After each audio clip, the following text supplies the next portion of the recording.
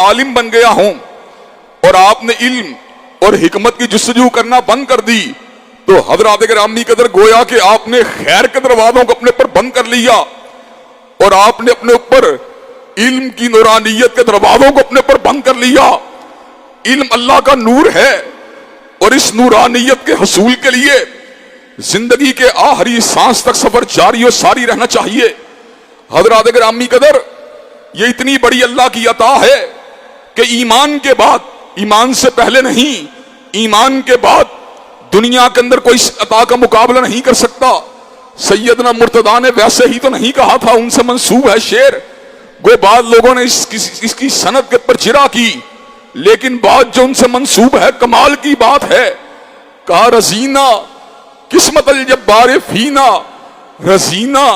قسمت الجبار فینا لنا علم وللجہال مال، ہم اللہ تبارک و تعالیٰ کی تقسیم پر راضی ہیں۔ رزینہ قسمت الجبار فینا لنا علم وللجہال مال، کہ اللہ نے ہمارے لیے علم کو پسند کیا اور جاہلوں کے لیے مال کو پسند کیا۔ حضرات گرامی قدر اس علم کا آج کائنات میں سب سے بڑا منبع اگر کوئی ہے تو اللہ کی کتاب ہے،